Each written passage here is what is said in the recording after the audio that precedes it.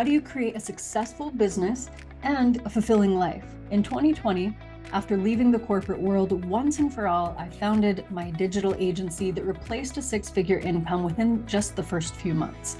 Since then, I've coached thousands of entrepreneurs across the globe to do the same. Now I'm on a mission to teach others how an exceptional life is not only possible, but very achievable through entrepreneurship. Join me in this podcast as I interview industry experts to learn the ins and outs, the do's and don'ts of what it takes to become a great business owner, and share some of the lessons I've learned along the way as well.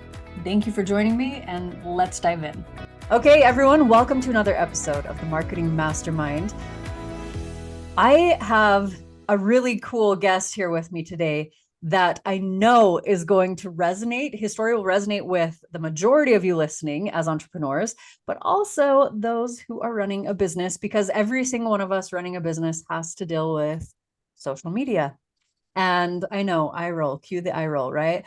It's not the most exciting or fun part of running a business, especially when our focus is on what our area of expertise is, right? What our business is starting up in. So with that being said, everyone join me in welcoming Irfan Jafrey. Thank you so much for being here with me. Pleasure to always have the opportunity to chat with you, Hillary. Awesome. So Irfan, you are the founder of a company called Roosterly, which we'll talk about here momentarily, but you also have, created this phenomenal business. You are your work has been featured in International Business Times. You write for Forbes for a chief information officer, CIO, and have done work with some of the biggest companies, across the nation. Tell us a little bit first, just kind of 30,000 foot view, if you will, of what your last 10 years has encompassed. And maybe we start back with the beginning of Roosterly, if you don't mind. Sure. So Roosterly started in May of 2015. So we're celebrating just over 8 years, which I'm really excited about. And we manage social media for over just under 2,500 individual small businesses across North America. But and I'm really proud of our team for allowing us to be at the position that we're in now. I think as an entrepreneur, you certainly have a lot of dark days. So looking back on it, I mean, I didn't expect us to have a stable business, and we're nowhere near where I want to go now. But I will tell you how we started. So I was working for Google in the mid 2000s, and I was on a team that works primarily with small businesses. And after you talk to enough small businesses, you tend to have a sense of their challenges and what they struggle with. And I had a colleague at the time, really smart guy. He was getting his PhD at Harvard, and he and I would be just talking about the challenges that small businesses face and the lack of reliable tools and resources for them in the marketplace. Now, the market has changed. Now we've got a lot more resources, but back then there was just not a whole lot of done for you kind of services. And so we interviewed quite a few small business owners, and we found that we could essentially classify them into three groups. And you might be able to relate to one of those or more. The first group were individuals who were risk averse, right? So we surveyed them, and we found that, with financial advisors, attorneys, these sorts of groups that just tended to offer professional services, white collar types of services, they were risk averse in the sense that they didn't want to post something on social media that would get them in trouble. There's stories at the time of somebody who was arrested or all over the news because they did something on social media. And, when you're sort of a straight-laced, business owner, you're not trying to make waves. And this was before the whole influencer phenomenon came about and all the rest. And so these sorts of people just stayed off of social media, and it cost them opportunities. Okay, so that's one group. They didn't know how to post, what to post, when to post, any of those things. The second group, which I think would be the camp that you and a lot of your audience might fall into, were individuals who were very driven, very passionate, very authentic, and they understood the value of building trust through social media, building credibility with their audience through posting content on social media, and being perceived as a subject matter expert, again, through posting content. However, given the things that I know, I follow you on social media. I know that you have a family. I know that it's growing.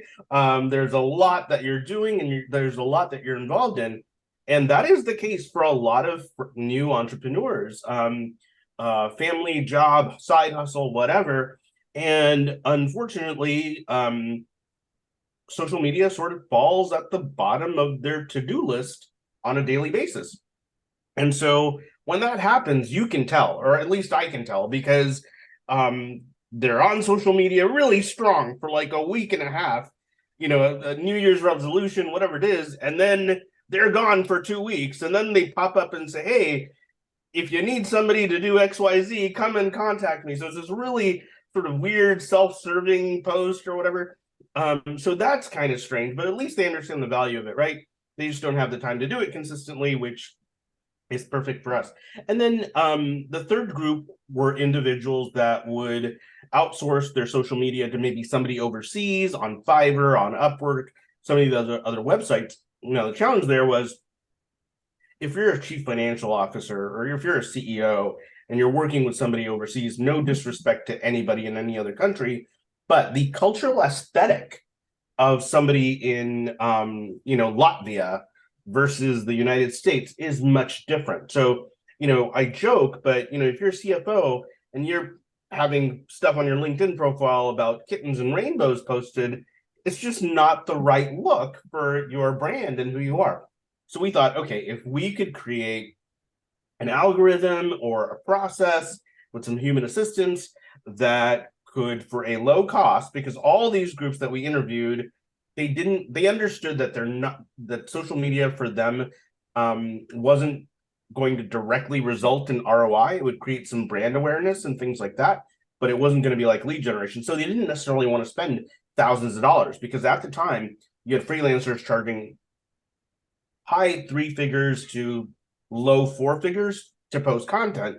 And these folks were just not on the same playing field. So we thought, okay, if we could create something for $99 a month, 4 pieces of content per week, 16 pieces of content per month, and just keeps you out there, steady, smart, clean, right content, then we have something. And so I didn't know sales at the time. I didn't know Facebook ads, meta ads at the time. And so that was, in the beginning, like a kick in the stomach when we launched. It was really tough, but we got our groove. So I think a couple of things that you're talking about here resonated with me a lot. The very first one being where you're talking about, running a business, doing all these different things, being involved in many different projects. That is so true, that social media is often like lower and lower on the to-do list or on the priority list. And I felt so called out, because you're spot on with that, right? It's like a week and a half of really consistent posting and content creation. And then it's like, okay, but I have other things that are taking higher priority. Or oftentimes for me, it's just, I feel burned out from social media and I just don't have the energy or the desire to put my time there. And I can say, because I have been, a client of Roosterly for over a year now for my agency TRC, it has been so relieving to know that, like, I don't even have to think about it. It's just being taken care of, right? And it's being taken care of, like you said, from the perspective that actually makes sense for our audience, actually makes sense for the type of, content that we should be posting. And yeah, it's very curated in that way. I've been really impressed with it. I'm curious what those beginning years really looked like. as you were starting the company, especially in, 2015 to sounds like 2018, 2019, there were a lot of things changing in our social media world at that time. But then I'm curious what your perspective has been, Irfan, from 2019 to now, because, and you touched on this a bit with that, influencer boom, right? That piece of it. How has that changed the social media world in your perspective?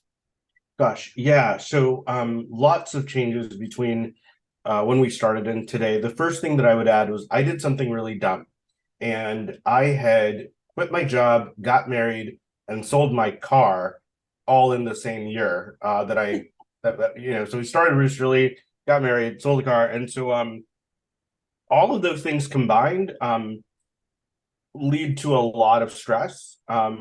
Fortunately, my wife is absolutely incredible as a human being.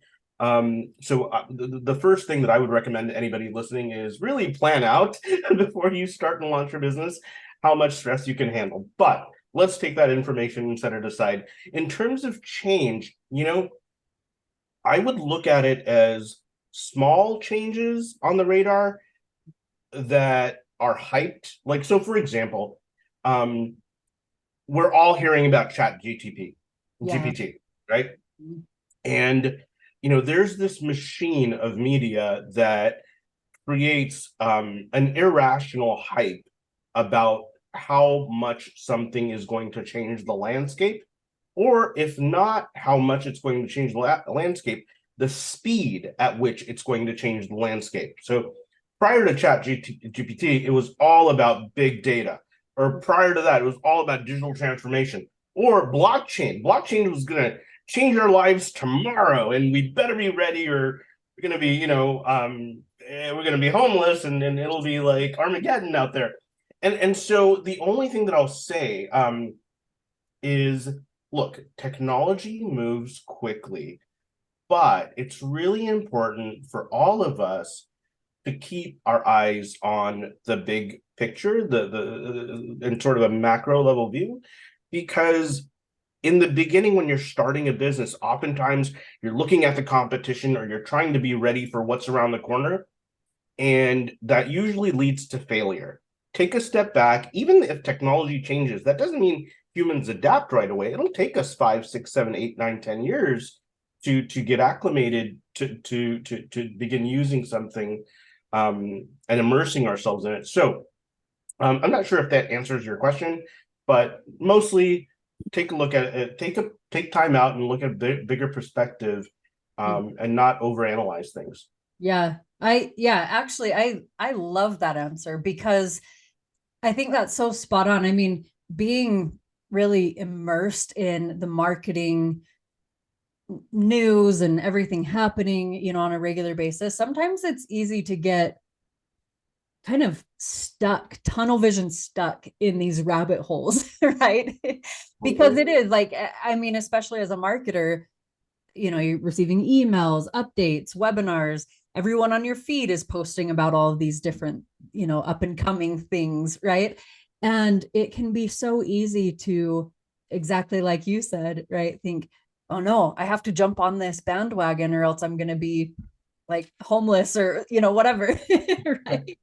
Totally. So I love that you said kind of just take a step back and look at the big picture of it, because that's really, really great advice. And I would say that that's been really the case with it. When I think about, some of the most frequent big announcements, I mean, even with back in, was it 2020 or 2021, with Apple, they released an iOS update that scared marketers, thinking, oh, I'm not going to be able to get in front of my demographic. I'm not going to be able to do this. But guess what? Take a step back, look at the big picture. There was a solution, right? Yeah. Now I will touch on that influencer comment that you made a little bit earlier. So a lot, there's segments of content creators. Okay. If you look at Instagram, it's matured significantly over the past several years. I would say 48 months you've seen a lot more businesses adapting adopting Instagram. And I don't mean big businesses. Usually, how these trends tend to take place is that a new platform will come out, be it TikTok or Instagram or whatever it is, Twitch, back in the days.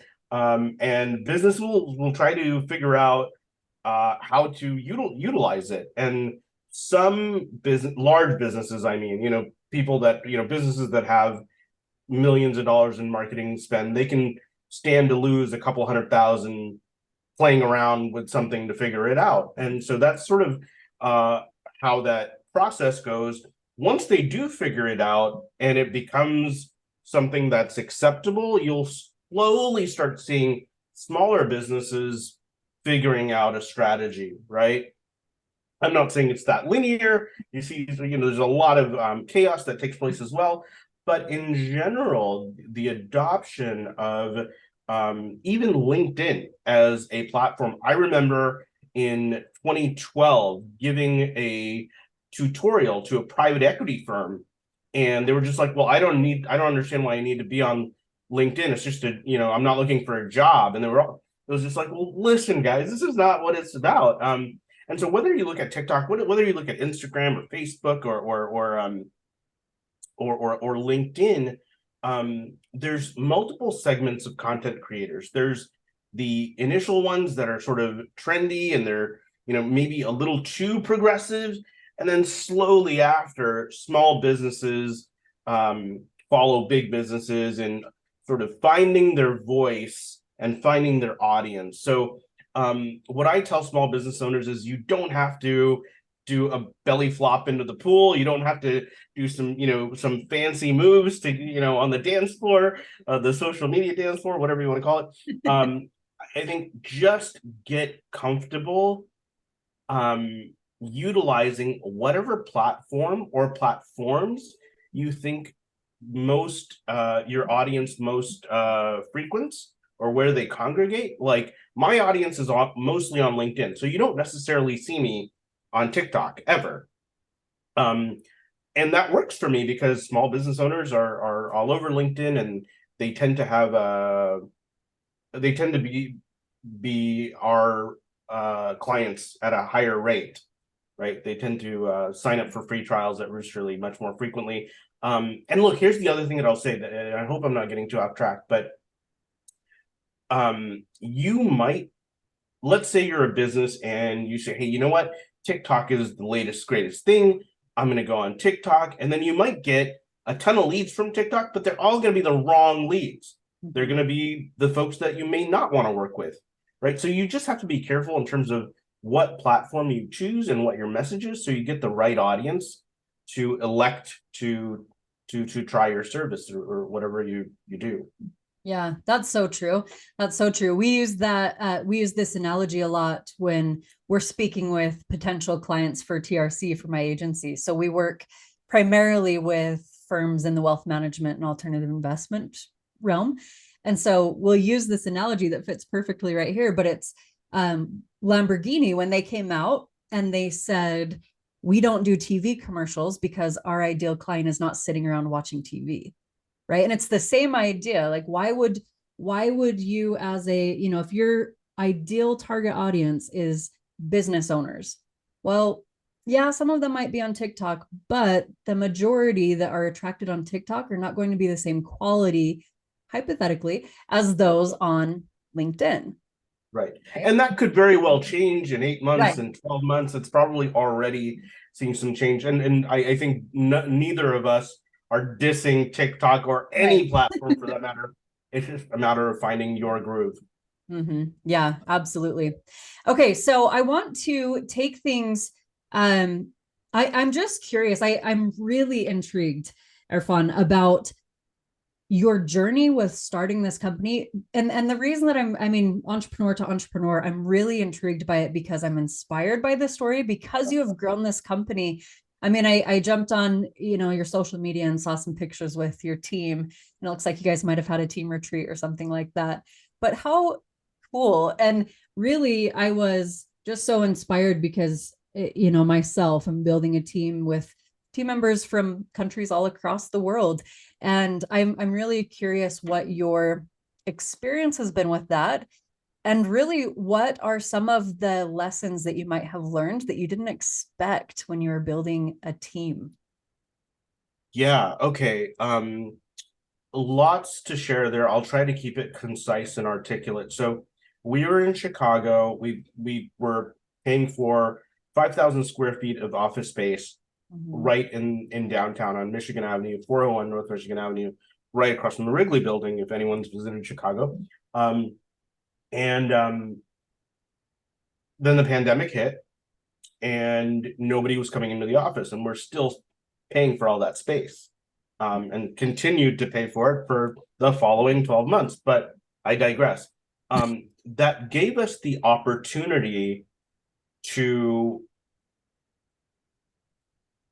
forced us rather to work remotely. Obviously, we toyed with the idea of working remotely. The idea of it was very romantic, and being able to set up, be on the beach, as people say, or just working off your phone.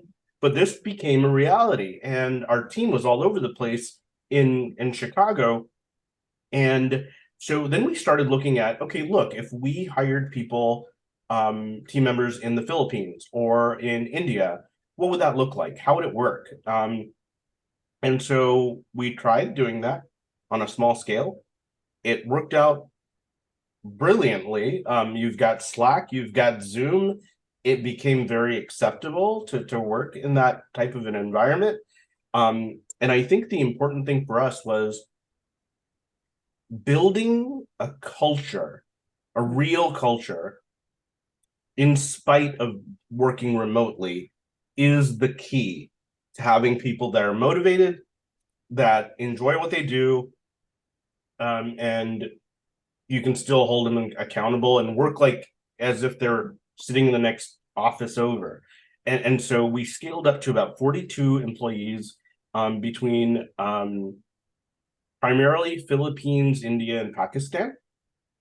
And I swear, sometimes you can't tell that we're so far away. And that's really taking an interest in their personal lives. At the end of the day, we're all human. We want to be, Mhm. valued. And I take that very seriously. I take our culture very seriously.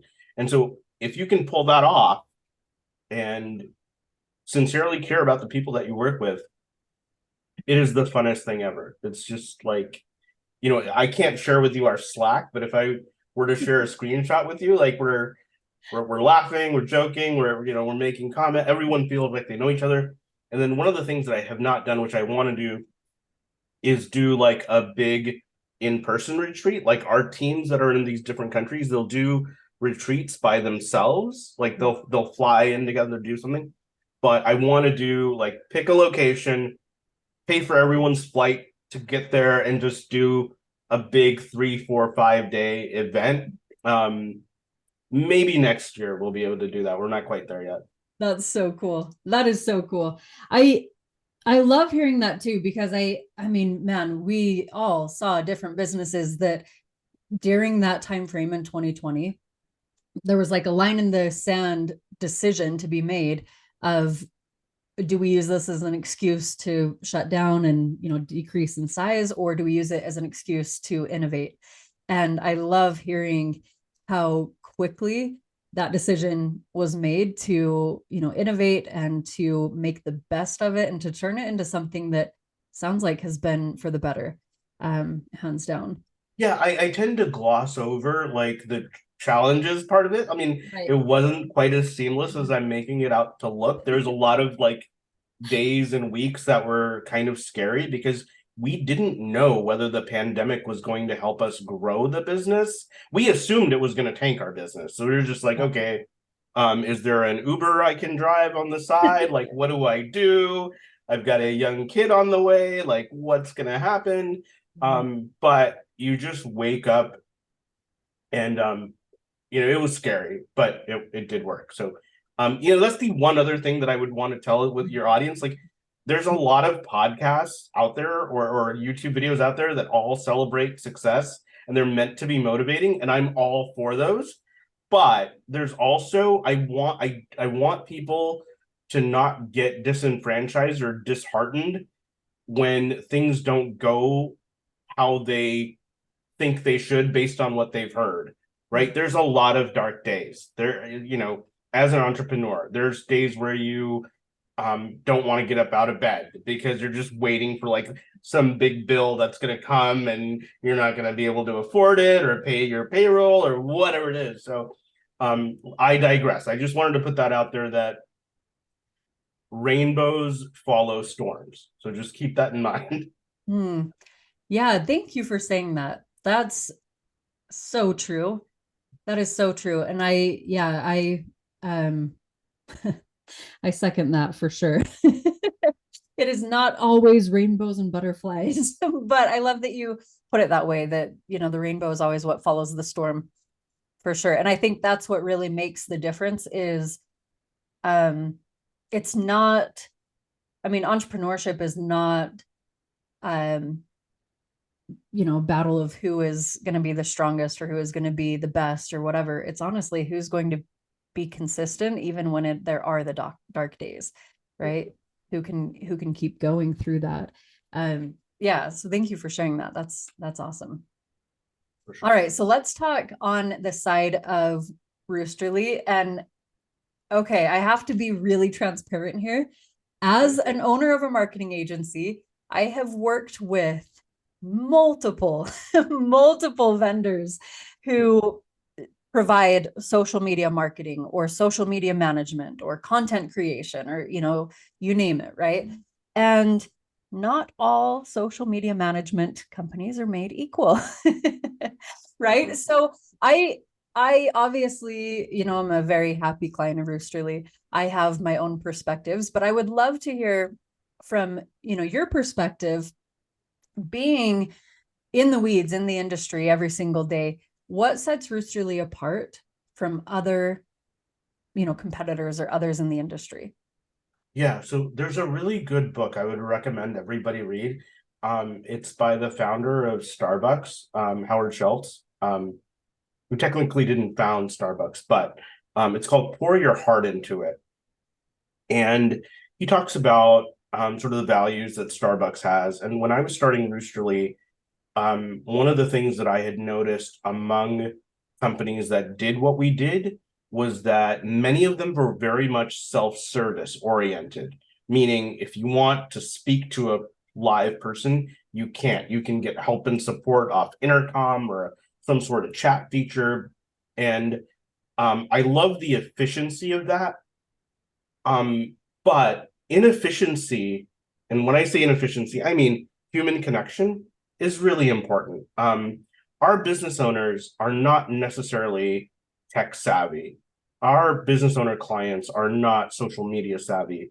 And so I wanted to have sort of a Starbucks level of service when Starbucks, was at its heyday, or a Nordstrom level of service or even Zappos. If you check out the founder of Zappos, he's since passed away, but, commitment to clients and listening to them and taking them seriously, as opposed to just sticking them in a queue and this is what you get. And if you're not happy with it, it's okay because we've got 2,499 other clients and we don't care if you leave. That was sort of the approach that I felt when I was sort of looking at other services out there. Is like, that $99 or $100 level of service didn't take you very far. And I detested that. And so we read all our emails, we, reply accordingly, we text with our clients, we'll do Zoom calls with our clients. Is that the most efficient way to run a company? No. Does it keep our clients sticking with us for a long time? Absolutely. So I think a lot of times business owners can be short-sighted because they're looking at that monthly cash flow. And right now it's all about process. You've got to have a process and it's got to be efficient. And I'm telling you, man, like I've gotten to meet some of the most amazing business owner clients. I've met you and I've got great conversations with not just you, but all these other folks. And it's like Sesame Street, because when you're a kid and you're watching Sesame Street, they go on a little field trip and you see how the candy's made, and you go into these little factories, and I get to live that when I talk to our clients. I get to vicariously live through them. So it's actually just purely a lot of fun to be able to work with the kinds of folks that we work with. So my point is, I look at us being differentiated through thoughtful human connections and caring about the work we do. Nothing exciting or earth shattering, but it's just, you can't fake that. Right. Yeah, yeah. And I can verify that as well.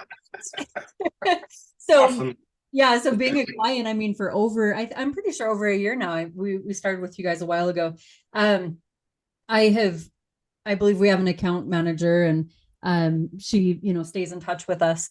But I had asked her with the intention of, wanting to set up a partnership with you guys and doing a couple of different things that we have talked about. I reached out saying like, hey, is there someone I could talk to about this? And she sent me your calendar link. And when we got on that call together, you thought that we were getting on just to talk about us being a client of yours. You're like, hey, Yeah. super excited about this. I was like, oh my gosh, how cool that the founder of this company, that you guys have massive success, like have worked with so many different, I mean, thousands of businesses, and you're still just so happy to jump on a call to talk about how we're enjoying our business with you, right? It's literally my most favorite part of my job. That's so cool. That's so cool. I was really impressed by that. It was a really cool conversation that we had. Uh, and I love that. I'm going to check out that book that you recommended, Pour Your Heart Into It. I wrote that down. I love that. And I think that especially with the way that our world is evolving, I mean, right now the big hype is AI, right? And having all of this access beyond just the, current access to technology that we already have, but like kind of leveling up with that. Like, okay, now you don't even have to create stuff. You just tell AI to do it, right? And man, I mean, even on the marketing side, our clients have so many times over the last, I mean, I'd say especially the last month or two, have said, hey, how can we make sure that we're still doing things that, like, as a human, right? Making sure that it's still coming off as our core values and our core principles and those types of things. And I think that's so cool that that's really what has set you guys apart. And it's um a very obvious difference. It honestly is. So I commend you for that. It's incredible what you've built. Okay, so let's talk really quick. I know we're getting close on time here, but I do want to go over for our listeners, because a large majority of those who tune into this podcast are agency owners themselves or entrepreneurs just starting out. So let us know or walk us through what Roosterly provides as a service and what that process kind of looks like in working with you guys. Yeah. So the first step is just go to roosterly.com. Our core service is $99 a month social media, where we manage your Facebook, Instagram, LinkedIn, Twitter, Google My Business, and most recently we've integrated with TikTok, believe it or not. So we can manage the bulk of the social media platforms that are out there. And we're posting 4 times a week, which is 16 times per month. There's no contract. It's pretty straightforward, pay as you go.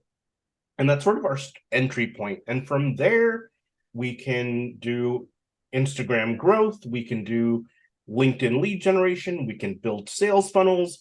So basically, what we do is we try out different tools and systems that we make in-house, and we launch them. And if they work for us, then we offer them as a service, because if we need it, other companies must need it also. And so I'll tell you what we're really good at outside of the service that you're on, right? We're really good at building sales funnels and getting appointments for clients. So lead generation and appointment setting, we crush it. Virtual assistants, right? We've got a pretty strong team globally, and so we are offering virtual assistants by the hour, to solopreneurs or small businesses that don't need a full-time employee, but they just might need somebody 15, 20 hours a week. We can train them based on your business and get them ready to go. The other thing that we do that we're really good at is media placement, right? So if you need an article about your business in the press, there's a few publications that we've got very good relationships with, a few editors that we've got very good relationships with that we can generate some buzz. And then finally, look, SEO, we're really good at just from my background. So those are the 3 or 4 things that we really like to do is building sales funnels and running campaigns, meta ads, things like that. That's awesome. Yeah. And you probably saw me taking a couple notes here on the side too. I'm like, oh yeah. We need And to. we can white label too. I want you guys to know that is there's agencies out there that utilize us because they might be really good at one particular area of marketing and they loop us in for other things. Mm-hmm. Yeah, that's amazing. Yeah, white label is, I would say, probably one of the most valuable pieces, especially for this show and for our audience here, because it is many of those listening are digital entrepreneurs themselves. So it's passive income. It is. Awesome. Hey, last little piece here, Irfan. I like to wrap up some of our episodes with a little bit of quick fire questions, just with your experience of entrepreneurialism, and as a business leader. So you ready for a couple? I think so. So you might have answered this first one already, but if not, let us know what it is. What is your top book or podcast on business leadership that you would recommend? Oh gosh. My my favorite book is probably Pour Your Heart Into It, which is probably my favorite one because it's the one that I most recently read. Yeah. So that's that. In terms of podcasts, I've lately randomly been listening to a lot of real estate podcasts. So one that I really like is David Green. He's got a podcast where it's called Bigger Pockets is the name of the podcast. It's probably the largest podcast on real estate investing. We won't get into that, but it's just incredibly entertaining. A lot of the things that they share kind of translate into just running a business. Yeah, that's cool. That's awesome. Okay, second question. If you could go back to the beginning when you were starting Roosterly, what is one piece of advice you would give yourself? Don't stress out so much. Just take things one day at a time. You don't have to have all your answers figured out on day one. Yeah. I had these sort of really big goals of like, okay, by next year I want this, this, and this, and life doesn't work that way. Just focus on what you can do in one day and just be consistent. Just build good, solid, consistent habits, and the rest kind of just takes care of itself. I like that. Yeah, kind of giving yourself grace to just experience it day by day. Yeah, that's cool. I would I'll tell you one thing. Sorry, this is meant to be fast paced, so no, go. Yeah, okay. Expand on it, So, please. I remember I would flip out over, like, not flip out at anybody, but just at myself over like making mistakes. Like, oh, we didn't get that deal, or gosh, this client is upset because XYZ. And then I would, as I sort of became more experienced in running a business, you flip out over less and less things. I mean, the things that you would get stressed out over on day 36 of having your own company aren't the same things that you get stressed out over on year 2. So it's been I sort of give myself kudos if I can a little bit over just sort of reducing the stress level that way. Yeah, no, that's awesome. Yeah, I think that's so true. I joke with it sometimes with my wife. That's like, the first year running the agency, there were things just like you mentioned, right? There are things that you're like, oh no, this happened, or like, this is a big fire. You're worried about something. Whereas now it's like, yeah, okay, this happened and I know exactly what we need to do, pivot, whatever, right? And on to the next. So yeah, that's really great advice. Okay, so this last question, is what are you most proud of? What is your most proud accomplishment? I think there's a professional and personal side to that. So Okay. on the professional side, I am really proud of the fact that we've been able to attract and retain the caliber of people that we have. Because I didn't think that they'd want to work with me. And once they worked with us for, any length of time, they'd be like, oh man, this guy sucks, or, I don't want to work for this company. Because you feel a certain sense of imposter syndrome as you're growing, like, but we've just got people that I am just genuinely, sincerely proud to have on our team. And when I take a step back and I see all these people on the Zoom call, I'm like, wow, that's pretty cool. So I'm proud of that. Other on the personal side, um, I get to play with my kid. He's 4 years old, and I'm really proud of the fact that, um, despite having a growth-oriented business, I still spend a lot of time with my family, and it's not time that where you're. I was in the park the other day, and I saw this dad, 7-year-old kid, 8-year-old kid with him, and he's playing catch with his son. He's throwing the ball around, but he's on his phone and he's not paying attention to his son. And I felt so bad for this little kid because he's like, trying to act silly to get his dad's attention. And I thought, gosh, I never want to be on a phone call like that. I don't know what he's talking about. It's probably super important. Didn't seem like it was, but I'm glad that I'm past that stage, and I get to just wrestle with them between Zoom calls or do whatever we do, and he could walk in right now and I'd be like, hey, sorry, I gotta Yeah. kiddos here and I gotta deal with them. So um, I'm unapologetic about that, and I'm really proud of that. I love that. I love that so much. Yeah. I saw something on social media the other day, and I'm trying to remember exactly how it was phrased, but it was basically saying if let's see, if you would answer a work call while you're spending family time, like in the midst of that, then you better be putting the same respect or perspective during work hours, right? Like saying like, I would drop anything for my family as well, right? Vice versa. And that's so cool. And yeah, I love that so much. That resonates deeply with me. That's a lot of the motivation behind even Because starting a business. you've got two kids, right? Or you've got one kid? Like 1.5. Yeah, one is still yeah, we've got a 3-year-old and then a little baby girl that's on her way this November. So we're super excited. Very cool. Very Yeah. cool. Yeah. Well, Irfan, thank you so much for joining me today. I know this was very, very valuable, for myself, and I know that it will be for our audience as well. Again, everyone listening, you can look at Roosterly. You can sign up for a free trial. Is that correct, Irfan? Yep, Free 100%. trial on the website. Okay, perfect. Free trial is available, roosterly.com. We'll have a link in the show notes for this as well. Thank you so much for joining me. This has been a blast. Always a pleasure. Thanks. All right.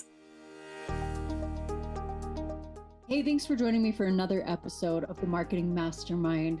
If you took away any little golden nuggets or took down a mental note of any pieces that you loved from this episode, it would mean so much to me if you wouldn't mind sharing this with a friend, sharing it on your social media, or if you feel so inclined, rate and review this podcast. That is the best way to show your love and support and to get the podcast out there to more listeners. So I greatly appreciate it from the bottom of my heart, and I will see you on the next episode.